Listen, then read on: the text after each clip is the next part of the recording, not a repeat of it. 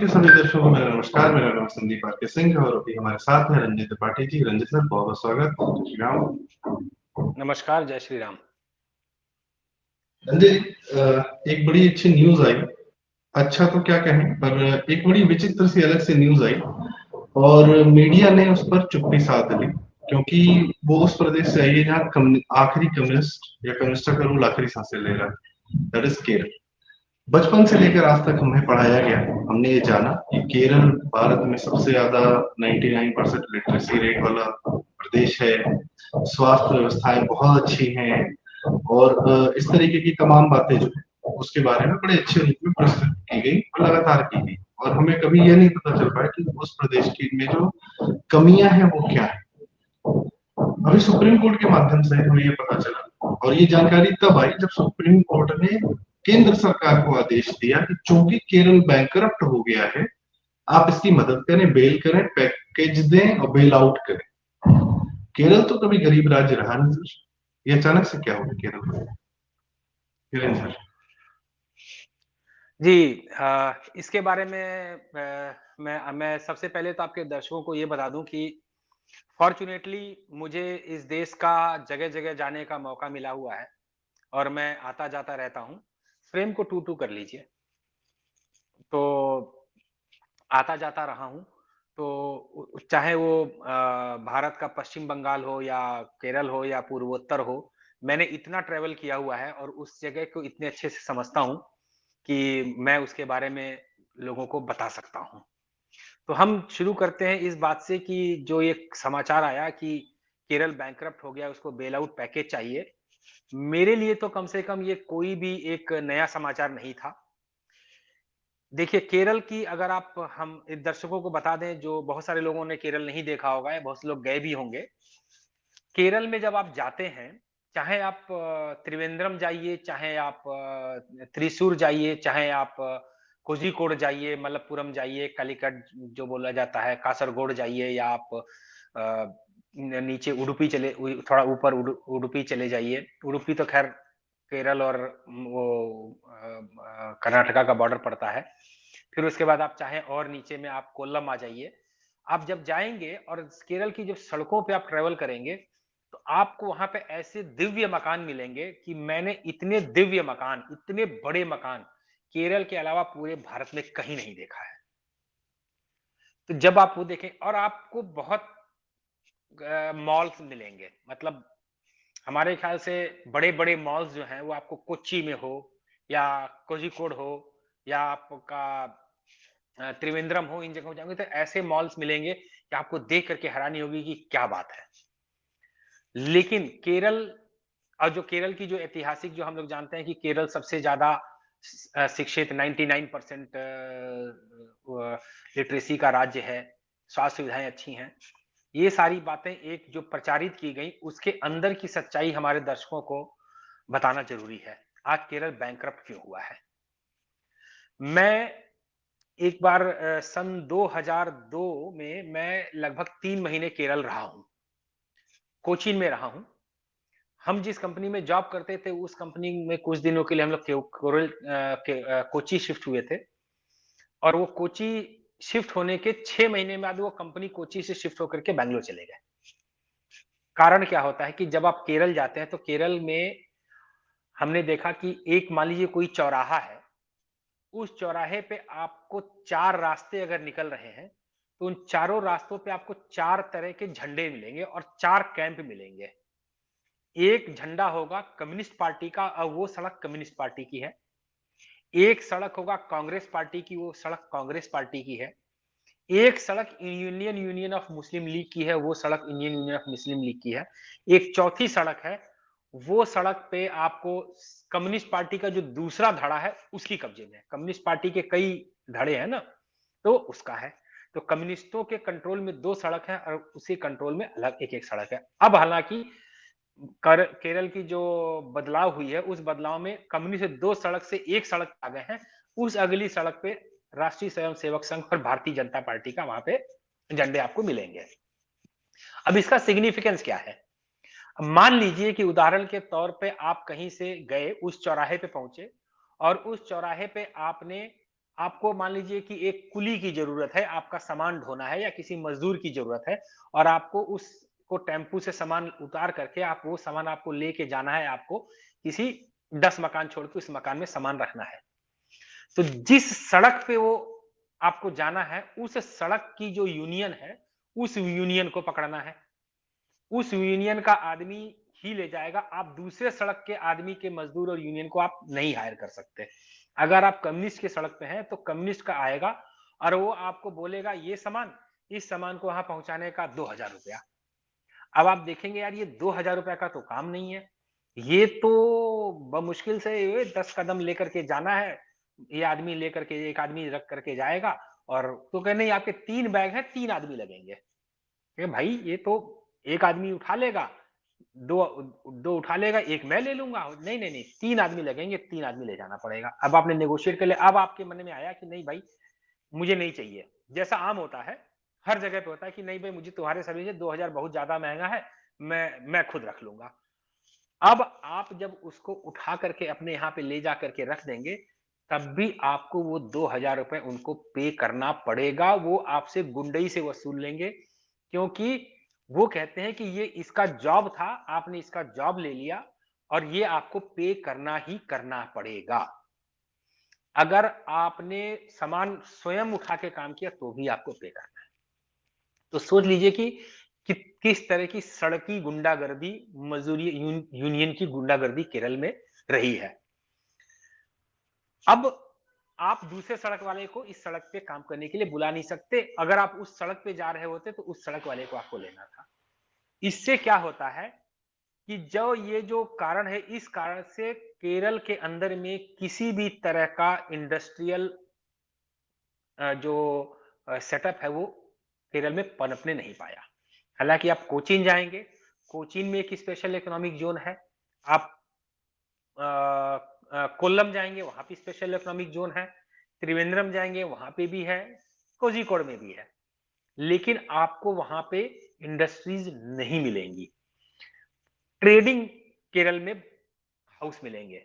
मतलब कि कोई भी चीज केरल में मैन्युफैक्चर नहीं हो रही है, वो सब चीज दूसरी जगह से वहां पे आ रही है। केरल की खाली एक खास बात है, केरल में किराना माने मसाले पैदा होते हैं, तो वो मसाले वहां से आप दूसरी जगह पे भेज सकते हैं। ये केरल का एक उत्पाद है। केरल का एक दूसरा उत्पाद है जो है रबर। रबर प्लांटेशन केरल में बहुत होता है। और क्योंकि केरल के अंदर में रबर को प्रोसेस करने के लिए कोई भी फैक्ट्री नहीं है, तो आपको विश्वास नहीं होगा कि केरल का सारा रबर जो निकलता है पेड़ से, वो सारा रॉ मटेरियल केरल से निकल के शिप में लद करके वो जाता है थाईलैंड। और थाईलैंड जाता है, या कभी कभी कई चीजें वो कोयम्बतूर भी आती हैं तमिलनाडु में। और वो जाएगा और आप रबर के जो प्रोडक्ट्स है, दस्ताने होते हैं जो मेडिकल सर्जिकल ग्लव्स वगैरह वगैरह, ये सब चीजें थाईलैंड में बनेगा और फिर वो वापस एक्सपोर्ट हो जाएगा फिनिश गुड वापस इंडिया को। हालांकि पिछले कुछ समय में नॉट केरल, केरल के बाहर कई ऐसे rubber manufacturer, rubber product manufacturer हैं जो मोस्टली कोयम्बतूर और मदुरई जैसी जगहों पे हैं। वहां पे वो केरल से कच्चा माल लेकर के वहां पे उगा रहे हैं। तो केरल के पास ना आईटी इंडस्ट्री है, आईटी के नाम पे नाम मात्र। अगर आप देखेंगे तो टीसीएस की एक त्रिवेंद्रम में एक ट्रेनिंग सेंटर है, जगह जगह से टीसीएस जिसको हायर करती है अपने एक खास रिसर्च एंड इनोवेशन प्रोडक्ट के लिए, उनको त्रिवेंद्रम में कुछ दिन की ट्रेनिंग देती है। बाकी वहां पे कोई डेवलपमेंट प्रोग्राम नहीं होता, ट्रेनिंग प्रोग्राम होता है। अगर आप कहें कि वहां पे क्या जैसे कि हम लोग देखते हैं कि क्या स्टील में के फैब्रिकेशन यूनिट्स हैं, बड़ी कोई स्टील मैन्युफैक्चरिंग यूनिट्स नहीं है। क्या आप वहां पे कोई फार्मा कंपनी है, कोई फार्मा कंपनी, मतलब उद्योग के नाम पे, प्रोडक्शन के नाम पे केरल में कुछ भी नहीं है। क्योंकि उद्योगपति अगर आपको कोई उद्योग लगाएगा तो वहां पे आपको ट्रेड यूनियंस की भयंकर गुंडागर्दी केरल में मिलेगी। तो उद्योग है नहीं, तो उनके पास में जो उद्योग आधारित इकोनॉमी वो नहीं है। तो केरल में पैसा आता कहां से है? अगर ट्रेडिंग भी होगा तो ट्रेडिंग करने के लिए आपको पैसा चाहिए। तो केरल में एक मेजर जंग, भारत के दो ऐसे राज्य हैं, दो ऐसे राज्य, एक पंजाब और एक केरल, जहां से लोग भर भर के अपने राज्य को छोड़ करके विदेश जाते हैं। पंजाब वाले कनाडा, इंग्लैंड यहां वहां जाते हैं और केरल के लोगों का डेस्टिनेशन होता है मिडल ईस्ट। केरल में नर्सिंग कॉलेजेस बहुत ज्यादा आपको मिलेंगे, क्योंकि केरल की महिलाओं को नर्स बना करके आपको मिडल ईस्ट के अस्पतालों में भेजा जाता है। और पूरे भारत में अगर आप जाएंगे तो सबसे ज्यादा नर्सेज आपको केरल की महिलाएं मिलेंगी। यहां तक कि आपको विश्वास होगा नहीं होगा कि गोरखपुर के से 70 किलोमीटर दूर बड़हलगंज में एक हॉस्पिटल है, वहां की टोटल नर्सिंग स्टाफ केरल की महिलाएं हैं। तो केरल नर्सेज एक्सपोर्ट करता है।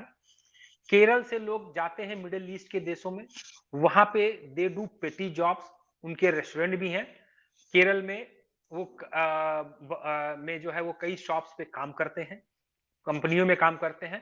तो वो वहां से बहुत सारा रिमिटेंस वहां से भेजते हैं केरल में वापस अपने घर। केरल के जो ये जो मकान बने हैं, केरल के भूतिया बंगले, मैं एक टर्म दे रहा हूं आज, केरल के भूतिया बंगले। केरल में आप ट्रेवल करेंगे तो आपको ऐसे अबेंडेंड मकान मिलेंगे, बड़े बड़े हवेली टाइप मकान, देखने में क्या खूबसूरत मकान, दे आर लॉक्ड, वहां पे रहने वाला कोई नहीं है।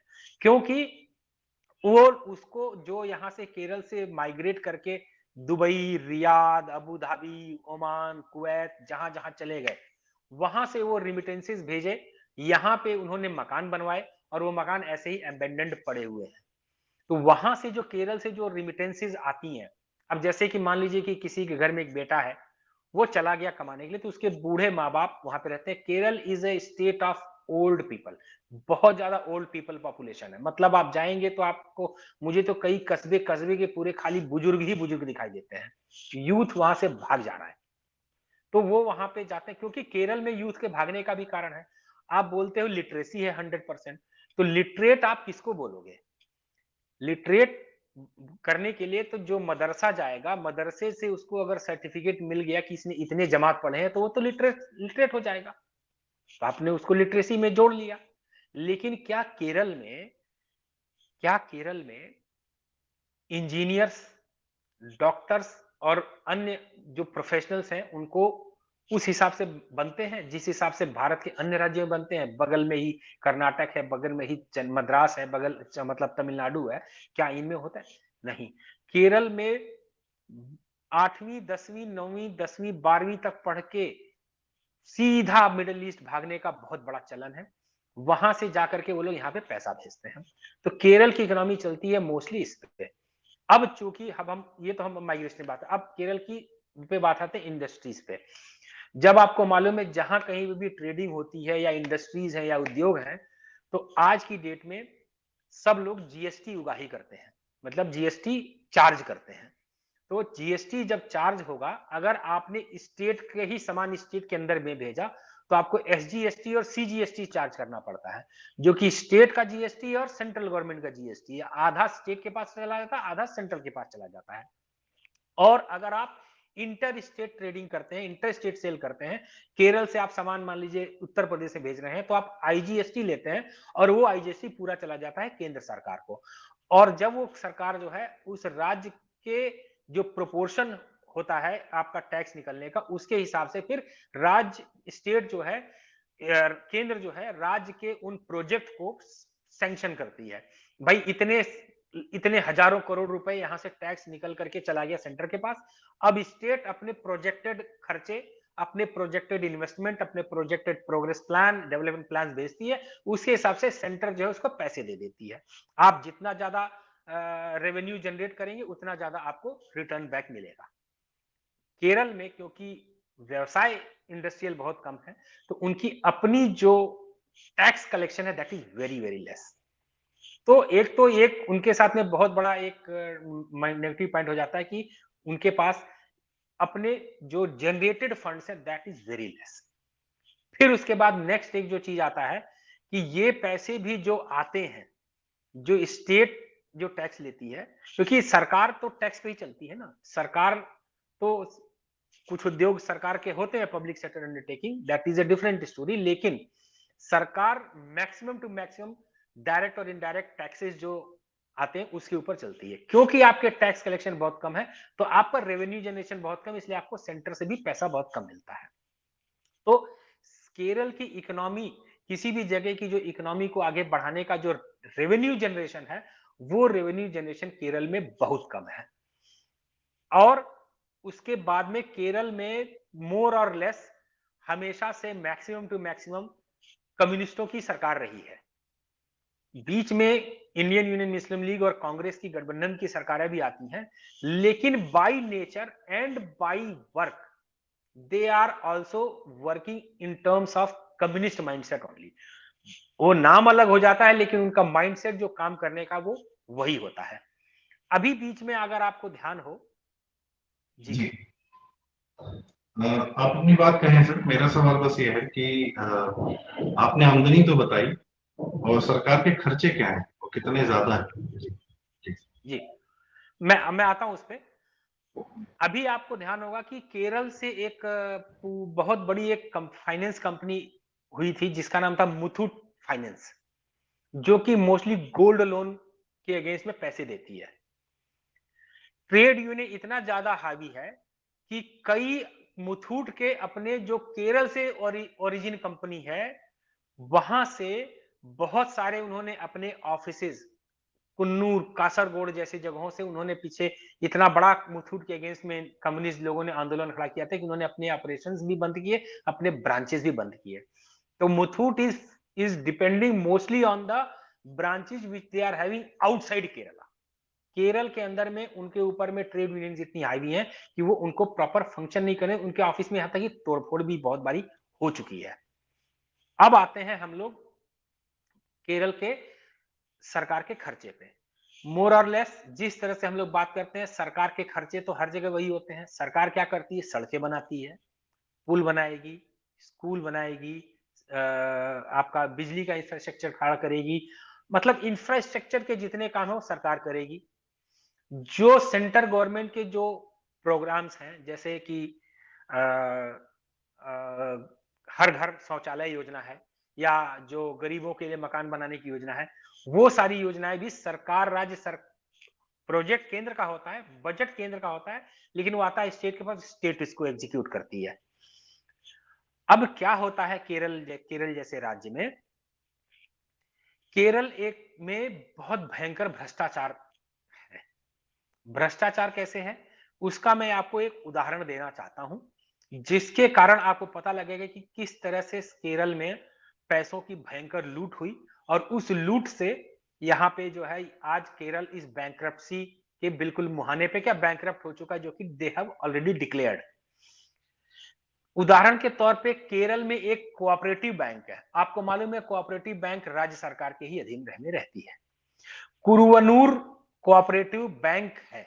कुरुवनूर कोऑपरेटिव बैंक जो कि त्रिशूर में है, जिसको त्रिचूर भी बोला जाता है, त्रिशूर, जहां पे अभी अपना गुरुवयूर मंदिर है, जहां पे हमारा बहुत सेक्रेड हिंदुओं का मंदिर है। तो त्रिशूर में क्या हुआ कि ये जो बैंक है, सन इस बैंक की लूट पिछले 10 साल में कितनी भयंकर हुई है पैसों की, उसका उदाहरण देखिए कि आप मान के चलिए कि जो सरकार, जो ये तो 2 बार रिपीट हो गई ना कांग्रेस कम्युनिस्ट लोगों की सरकार। इसके पहले जो 2010 के पहले ये बैंक पर ईयर 4 से 5 करोड़ का प्रॉफिट करता था। मतलब प्रॉफिट बैंक ने बैंक का प्रॉफिट क्या हुआ? बैंक के पास जमा रकम, बैंक ने लोगों को कर्जे दिए, कर्जे देने के बाद में उसके इंटरेस्ट आए, इंटरेस्ट के बाद में उसके return back of the loan आए, फिर उसने प्रोजेक्ट्स में लगाए, उसके रिटर्न्स आए। बैंक के अपने ब्रांच ऑपरेशंस, अपने सारे खर्चे वर्चे काटने के बाद सब कुछ जो पैसा सरप्लस बचा, that is the banks profit. Bank एक बैंक जो है ये 3 से 4 करोड़ से 5 करोड़ का प्रॉफिट हर साल कमाया करता था, और इस बैंक की डिपॉजिट त्रिशूर में 500 करोड़ के ऊपर हुआ करती थी। अब यहां पे खेल होता है चालू। केरल की एक कंपनी है जिसको बोला जाता है रुबको, रबर कंपनी है, जो कि रबर के प्रोडक्ट बनाती है, जो कि कम्युनिस्ट सरकार के कंट्रोल में है। रुबको जो है वो इसी बैंक से लोन लेती है 300 करोड़ रुपए का।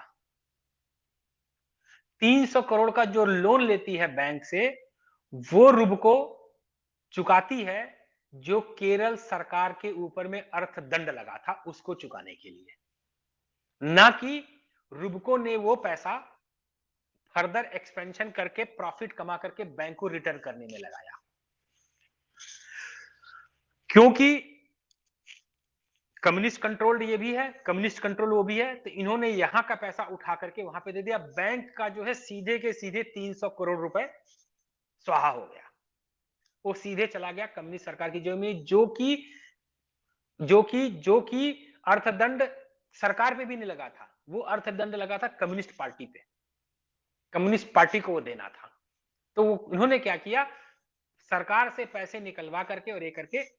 अब इसके बाद इस बैंक में जो है वो फ्रॉड कैसे थे उसके मैंने कुछ एक पॉइंट्स बताए हैं।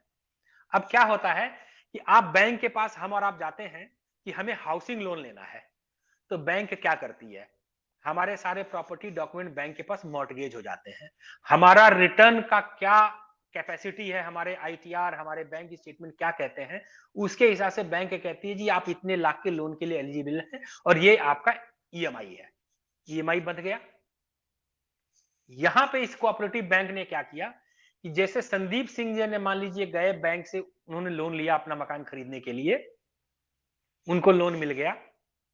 अब रंजय त्रिपाठी जो कम्युनिस्ट पार्टी के सदस्य हैं, वो गए संदीप सिंह के मॉर्टगेज्ड प्रॉपर्टी के ऊपर में हमने लोन करा लिया।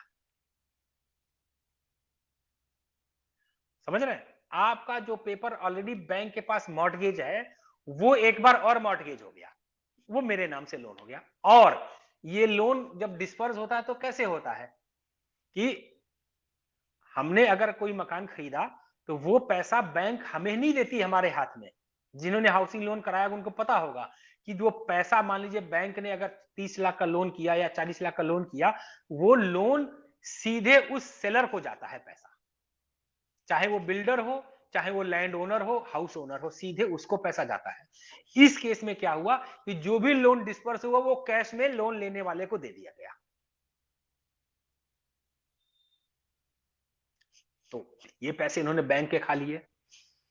इसमें एक और भी भूल हुआ। अब संदीप सिंह ने इस कुरवनूर कोऑपरेटिव बैंक से लोन लिया ही नहीं, संदीप सिंह के पास मैसेज आ गया कि आपका लोन हमने टेक ओवर कर, आपका लोन जो है वो ये हो गया, क्या बोलते हैं, फोरक्लोजर में आ गया।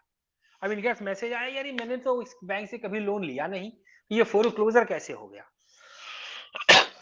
तो फोरक्लोजर में इन्होंने फोरक्लोजर फ्रॉड किया कि बैंक में फला आदमी का इतना पैसा आ गया है, ये रहा इसका अमाउंट, और यही अमाउंट हम एक अन्य आदमी को लोन दे रहे हैं जिससे हमारे बैंक को इंटरेस्ट आएगा। अब संदीप सिंह का जो डॉक्यूमेंट पे मैंने मॉर्टगेज, मेरे नाम से मॉर्टगेज होके मुझे कैश में लोन मिल गया था, अब थर्ड पर्सन एक आया, उसी कागज के ऊपर में एक और लोन सैंक्शन हो गया। इस तरह से करते करते कुरवनूर कोऑपरेटिव बैंक पूरी तरीके से डूब गई। जिस बैंक का पर ईयर एक ब्रांच में त्रिशूर में जिसका 500 करोड़ का डिपॉजिट हुआ करता था, वो बैंक जो 4 से 5 करोड़ का एनुअल प्रॉफिट कमाती थी, अब इस साल में वो बैंक खत्म हो चुकी है। उस बैंक का अब उस बैंक के पैसे कहां गए, किसको गए, कुछ नहीं पता। लेकिन इस बैंक में इन्फोर्समेंट, तब जब ये सब मामला खुलता है तब इन्फोर्समेंट डायरेक्टरेट सामने आती है। जब इन्फोर्समेंट डायरेक्टरेट सामने आती है तो इन्फोर्समेंट डायरेक्टरेट का काम क्या है, मनी ट्रेल को पकड़ना, कि भाई ये मनी है कहां। तब जाकर के इनके इन्फोर्समेंट डायरेक्टरेट को जाकर के इनके हाथ खुल गया कि भाई एक एक डॉक्यूमेंट पे 4-4, 5-5, एक मॉर्टगेज पे 4-4, 5-5 लोन निकाले हुए हैं। और क्योंकि ये कैश डिस्पर्जल है, तो कैश डिस्पोजल किसको हुआ ये रिकॉर्ड में ही नहीं है। जिस आदमी के नाम से लोन लिए गए वो आदमी पैसा लेकर के जा चुका, और वो पैसे जाहिर सी बात है जिन लोगों को लिए गए हैं उनके नाम सारे के सारे कम्युनिस्ट पार्टी के सदस्य हैं, सब कम्युनिस्ट पार्टी के सदस्य हैं। और उस, क्योंकि भाई जब मैं इस बैंक में बैठा हूं इस कुर्सी पे और मैं इस बैंक को चला रहा हूं, मैं देख रहा हूं कि बैंक लूट रहा है, सब लोग लूट रहे हैं, तो फिर हम कोई पतले आदमी हैं? हम इस ब्रांच के मैनेजर हैं, हम इस बैंक के वाइस प्रेसिडेंट, हम इस बैंक के जनरल में, हम कोई पतले हैं? हम इसके क्लर्क हैं। अपनी औकात के हिसाब से हमने भी पैसा निकाल लिया, चलो ये कागज जमा करो, इस कागज के एवज में इतने पैसे निकालो।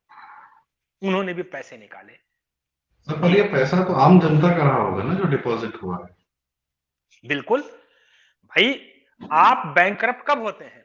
जब आप आम जनता का पैसा खा जाते हैं।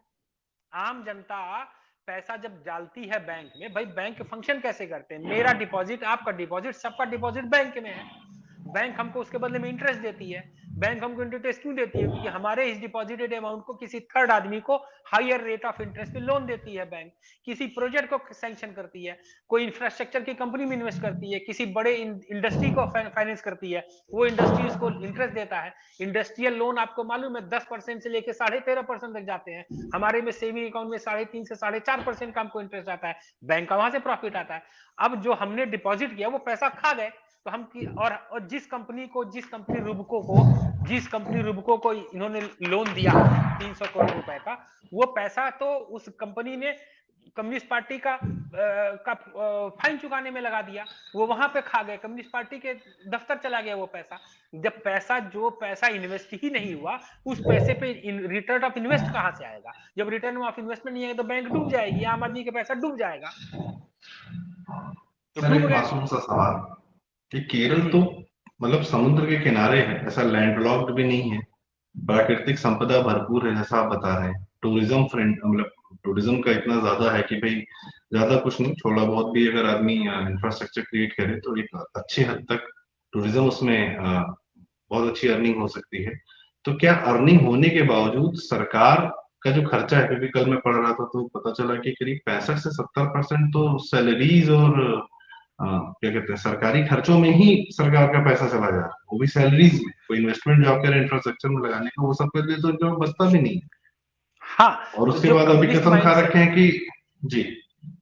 जो कम्युनिस्ट माइंडसेट है कि सबको सरकारी नौकरी देनी है, तो पिछले 10 सालों में इसके पहले कांग्रेस सरकारों ने भी ये किया है। इन्होंने भर भर के अनवांटेड, आप देखेंगे तो केरल में इतनी सरकारी नौकरियां हैं, इतनी सरकारी नौकरियां कि कोई यूज नहीं है उसका। आपको लोग फालतू बैठे मिलेंगे कि अरे आ गए हैं सरकारी नौकरी, कोई यूज नहीं है। एक एक जगह पे आप देखेंगे कि हम लोग तो केरल में, हमने कई इंस्टीट्यूट में हमने काम किया हुआ, हम देखते हैं कि हम जब कोई मशीन लगाते हैं, उस मशीन को सीखने के लिए 10 लोग आ रहे हैं और 10 के 10 नहीं सीख रहे हैं। आप वहां पे जाइए, मशीन लगाइए, सिखाइए, पढ़ाइए, उनको समझा दीजिए, वापिस आते ही वो आपको फिर कॉल करेंगे कि we can you please help me in operating this machine. क्या बात है? हम 4-4 5-5 बार जाकर के लोगों को समझाते हैं, अरे भाई ये ऐसे ऐसे, और हर बार एक नया चेहरा, हर बार एक नया ग्रुप, हर बार एक नए लोग। तो क्या होता है कि जब आपके जो टैक्सेस जो अर्न कर रहे हैं गवर्नमेंट से, गवर्नमेंट जो अर्न कर रही है, उसको आप री इन्वेस्टमेंट की जगह पे आप उसको एक्सपेंस में लगा रहे हैं। अब आप बोलते हैं केरल में का हेल्थ बहुत अच्छा है। अब आप देखिए, मैं इस चीज को बड़ी गारंटी के साथ में कहता हूं कि अगर आने वाले कुछ समय में जो केंद्र सरकार की स्वास्थ्य बीमा योजना है, अगर उसके ऊपर में आप केरल में अगर आप उस पे आएंगे तो देखेंगे कि उस स्वास्थ्य बीमा को लेकर के भी भयंकर लूट मची हुई है। बिना बात के लोग भर्ती होते हैं, उनके नाम के पैसे निकलते हैं, उनको 4 लाख 5 लाख का बिल बनाया, पैसा आया, डॉक्टर हॉस्पिटल और लोगों ने आपस में बांट लिया। इस तरह की चीजें होती हैं। अब आप बोलते हैं हेल्थ इंफ्रास्ट्रक्चर, हेल्थ डिपार्टमेंट भी जो है, आप तभी तक तो सही चलाएंगे जब आपका रेवेन्यू रहेगा, जब आपके पास पैसे रहेंगे। आप ढोल तो पीट रहे हैं, लेकिन आप ये बताइए कि केरल का कौन सा वो बड़ा हॉस्पिटल है जहां पे लोग जाते हैं इलाज कराने के लिए? ऐसा कौन सा बड़ा हॉस्पिटल है? आपको चेन्नई में मिलेगा, आपको बैंगलोर में मिलेगा, आपको मद्रास में मिलेगा, आपको लखनऊ में मिलेगा, आपको दिल्ली में मिलेगा, आपको मुंबई में मिलेगा। लेकिन के बताइए कि केरल का ऐसा कौन सा हॉस्पिटल है जिस हॉस्पिटल में जाकर के लोग जाते हो मेजर इलाज कराने के लिए? सब सब्सिडीज में जा रहा है और सब सब्सिडीज को ये खा रहे हैं। जितनी भी ये हेल्थ की सब्सिडीज जा रही है, ये सारी की सारी सब्सिडीज ये लोग सिर्फ आपस में मिल बांट के खा रहे हैं और कुछ नहीं कर रहे हैं केरल में। जो भी सरकार का रेवेन्यू है वो सब ये लोग खा गए हैं, और ये से लोग खा गए हैं। इसी की वजह से आज केरल इस बैंक्रप्सी के मुंह पे खड़ा हुआ है, जिसमें कि अगर भाई हमारा देश भाई जान रहे हैं ना कि भारत के अंग हैं। भारत भाई किसी एक जगह पे अगर फोड़ा होगा तो सब जगह तकलीफ आएगी ना। तो भारत सरकार ने तो पहले 5,000 करोड़ का एक बेल आउट उनको तय कर दिया, जो कि केरल का जो कि के रेवेन्यू के हिसाब से उनका बनता नहीं है। और केरल इस पे अड़ा है कि 5,000 से हमारा काम नहीं बनेगा, हमको 10,000 करोड़ चाहिए। और उन्होंने 5,000 करोड़ रिजेक्ट किए कि हम लेंगे ही नहीं ये 5,000 करोड़ रुपए, हमको पूरे 10,000 करोड़ दो। इस बात का कोर्ट में केस, और एक कपिल सिब्बल उसके मुखिया, उसके वकील बने पड़े हैं। जी दिलवाएंगे तो इनको भी मिलेगा ना सर। वकील तो जितना दिलाता है उसमें हिस्सा ले लेता है, दाएं से चाहे बाएं से। खैर, कोविड के दौरान हमने देखा केरल के क्या हालात थे। ध्वस्त हो गई थी वहां की जो सो कॉल्ड हेल्थ, जो है उनका बहुत बढ़िया हेल्थ सर्विसेज था, पूरा एकदम ध्वस्त हो चुका था। और चूंकि सबसे जरूरी बात, मैं इस वीडियो का आपका बहुत बहुत धन्यवाद रंजय भाई, इतना डिटेल में बताया कि हमारे, और सबसे बड़ी बात इसकी चर्चा कहीं नहीं हो रही। यही यदि ये कोई भाजपा शासित प्रदेश होता तो मीडिया ने सर पे उठा लिया होता पूरा देश। चूंकि केरल कम्युनिस्टों की सरकार है, और चूंकि सारे लेफ्ट विंग मीडिया जर्नलिज्म और सब जो है लेफ्ट विंग के ही होते हैं, तो इनका एक चीज तो इन्होंने कसम खा रखी है कि हम बंगाल और केरल के बारे में, और पंजाब आजकल खासकर, क्योंकि वहां केजरीवाल जी इनके मुंह में पैसे दिए जा रहे हैं मीडिया के, कि हम कम्युनिस्ट स्टेट के बारे में सिर्फ अच्छाई बताएंगे और वहां की सिर्फ छवि चमकाने का काम करेंगे। वहां की गंदगी हम बिल्कुल नहीं बताएंगे कि वहां कितनी हत्याएं होती हैं, जो माफिया राज अब बता रहे हैं। यूपी बिहार कुछ नहीं है इनके माफिया राज के आगे तो। ये तो अद्भुत माफिया राज है, तो हर आदमी माफिया है, सड़क पे बैठा हुआ एक आदमी भी माफिया है, ये तो ये हाल है। सर, और उसके बारे में कभी चर्चा नहीं हुई। सर, एक प्रदेश बैंकरप्ट घोषित कर दिया उसने अपने आप को, बेशर्मी से, और बेशर्मी से पैसे मांग रहा है, और कोई चर्चा करने को नहीं तैयार। क्या देखिए क्या होता है कि हमारे देश में जो मीडिया है ना, मीडिया आपको एक कम्युनिस्ट सपोर्टेड मिलती है, प्लस मीडिया के मुंह में पैसे डालना भी एक बहुत, आप मीडिया भाई, मीडिया भी एक बिजनेस हाउस है ना। जो आप नाम लेंगे तो फिर आप बोलेंगे तमाम बड़े बड़े मीडिया हाउसेज हैं, they they they want to earn money. आप इनके पैकेजेस, जो इनके जो कैमरामैन और इनके जो न्यूज रिपोर्टर या प्राइम टाइम, इनके पैकेजेस, इनके आप सैलरी पैकेजेस देखेंगे, और ये गरीब के बारे में बात करना चाहते हैं। आपने कोविड का मुझे याद दिलाया, मैंने अपने फेसबुक पे, आपको याद है कि इधर बीच में फेसबुक पे कम एक्टिव, लेकिन मैं हर चीज बहुत अच्छे से फेसबुक में रिपोर्ट किया करता था। कोविड के टाइम पे मैंने केरल का रिपोर्ट किया था। दिल्ली एकमात्र ऐसा राज्य था जिसने अपने राज्य से लोगों को भगाया, दिल्ली। और केरल एकमात्र, और हालांकि और भी जो राज्य थे, मान लीजिए कोई कोई किसी एक राज्य में रहता है और वो दूसरे राज्य में गया, तो उस राज्य के लोगों ने उनके लोगों को लिया। तेलंगाना की मैं इस मामले से मैं बहुत तारीफ करूंगा कि तेलंगाना के मुख्यमंत्री के मीडिया के सामने आकर के लोगों को बोला कि, अगर लोगों को याद हो वो बाइट, कि हमारे तेलंगाना में जो बाहर के मजदूर और प्रवासी लोग आए हुए हैं या कामगार लोग, उनको कहीं जाने की जरूरत नहीं है। उन्होंने हमारे राज्य को बनाया है, हमारे राज्य में काम किया है, इसमें हमारी जिम्मेदारी, आप कहीं मत जाइए। One of the minimum migration वाला स्टेट था तेलंगाना। केरल में क्या हुआ? केरल एकमात्र ऐसा राज्य था जिसने चारों तरफ से अपने पूरे के पूरे बॉर्डर को लॉक कर दिया था। केरल के जो रहने वाले थे, जो केरल लौट रहे थे, कर्नाटक से लौट रहे थे, जो तमिलनाडु से लौट रहे थे, जो पड़ोसी महाराष्ट्र से लौट रहे थे, बॉर्डर पे इन्होंने अपने पुलिस लगा करके इनको पीट करके। और केरल की एक बहुत बड़ी जनसंख्या, आपको मालूम होगा कि अगर आप केरल में जाएंगे तो वन संपदा बहुत ज्यादा है केरल में, जंगल बहुत ज्यादा पड़ते हैं पूरे बॉर्डर पे इलाके पे। बहुत कई महीनों तक लोगों ने वहां पे रह करके, और उन उन उन पहाड़ियों पे, इन जंगलों में, खुले में रह करके अपना समय बिताया, जो पूरा लॉकडाउन का पीरियड था। और केरल की राज्य ने किसी को कोई मदद नहीं किया, और जिस राज्य के बॉर्डर पे वो लोग बैठे थे, उस राज्य के बॉर्डर के जो सरकार थी, उन लोगों ने उनको खाना, रहना और ये सारी चीजों में जो है वो हेल्प करी थी। केरल के सरकार ने कुछ किसी का मदद नहीं किया था। केरल के अंदर में जो समाचार थे वो बुरी तरह से दबाए गए। बहुत सारे लोग जो उस समय मिडिल ईस्ट से उड़ उड़ के लॉकडाउन के 1-2 दिन पहले, और फिर जब वो लॉकडाउन का लगभग 10-12 हफ्ते के बाद जब रिलैक्सेशन चालू हुए, जो जितने लोग उड़ उड़ के फार ईस्ट से, मिडिल ईस्ट से, not far east but middle east से उड़ के जितने लोग आए, उनको बड़ी खूबी से केरल ने उनको लिया और बहुत तगड़े तरीके से कोविड में केरल फैला, जिसमें बहुत सारी मौतें हुई। और क्योंकि कम्युनिस्ट राज था, मैं ऐसे केरल में जानता हूं, मैं एक फ्रेंड है कासरगोड में है, उन्होंने बताया कि उनके यहाँ पे कई कई परिवार के परिवार समाप्त हो गए और वो सामने तक नहीं आने पाए। They have become haunted houses, वहां पे लोग नहीं रहते हैं क्योंकि उनका परिवार समाप्त हो चुका उसे कोविड में। कोई मदद नहीं, कोई हेल्प वो नहीं है। आप अब देखेंगे उत्तर प्रदेश में प्रयागराज में, जो कि भारत में हिंदुओं का एक समुदाय है, एक समाज है, जिनकी ये मान्यता है कि वो अपने मृत शरीर के अपने जो रहते हैं उनको जलाते नहीं हैं, उनको प्रयागराज के घाट पे जाकर के जो वहां पे उसको दफना देते हैं। उनकी फोटोओं को प्रचारित करके इन मीडिया ने क्या क्या नहीं बताया और पूरे संसार भर में बताया।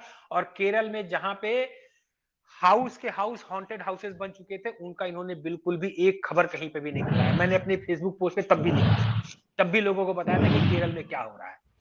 और आज मैं आज इसका आपको बता रहा हूं कि केरल की पूरी स्वास्थ्य व्यवस्था भारत में सबसे ज्यादा ध्वस्त स्वास्थ्य व्यवस्था थी। रंजन जी, थैंक यू सो मच इतनी जानकारी देने के लिए। और आगे केरल पे और भी मुझे लगता है उसके अंदरूनी कहानियां बहुत हैं जिसके बारे में बात करना अति आवश्यक है। और इसका मतलब ये है कि न सिर्फ कम्युनिस्ट पार्टी के लोग, न सिर्फ वहां के नेतृत्व, वहां की जनता, वहां जो कम्युनिस्ट पार्टी का पूरा काडर है वो पूरी तरह केरल को लूटने में लगा हुआ है, बल्कि उनको शह देती है जो मीडिया है, जो उनकी सारी उनके काले कुकर्मों पर चुप्पी साध के बैठी हुई है और उनको ये करने दे रही है और उनपे कोई किसी प्रकार का जनता का प्रेशर नहीं आने दे रही है। साथ में मैं शायद ये भी है एक बड़ी सी, मैं एक अपनी बात कहना चाहूंगा कि अपने ऑब्जर्वेशन कि जो भी सरकार है मुस्लिम वोट बैंक के द्वारा समर्थित। मैं धर्म मजहब नहीं ला रहा हूं, मैं बस कह रहा हूं एक वोट बैंक है, उस देश की सच्चाई है, सब कोई जानता है।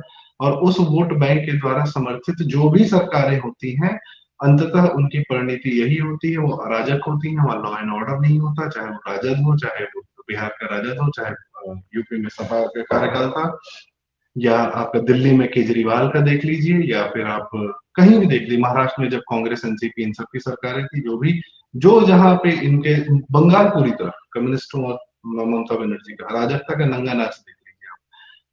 जहां जहां ये इस वोट बैंक द्वारा समर्थित सरकारें हैं, उस राज्य की परिणति यही होनी है। और मेरे ख्याल से केरल में भी they are very powerful force. भाई मुस्लिम लीग एक ही जगह बची है, केरल।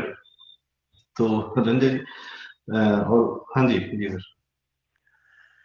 दर्शकों को ये भी बता दूं कि पश्चिम बंगाल से राजनीतिक हत्याओं की कुछ खबरें तो बाहर आ जाती हैं, लेकिन पश्चिम बंगाल से भी ज्यादा राजनीतिक हत्याओं वाला प्रदेश केरल है।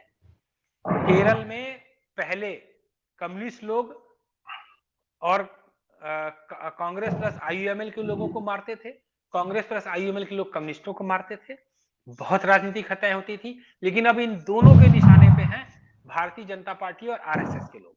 मतलब वहां पे ऐसा किया जाता है कि एक आदमी के दोनों पैर दोनों हाथ काट दिए, जाओ अब तुम जी लो, इस टाइप के क्रूरता की जाती है।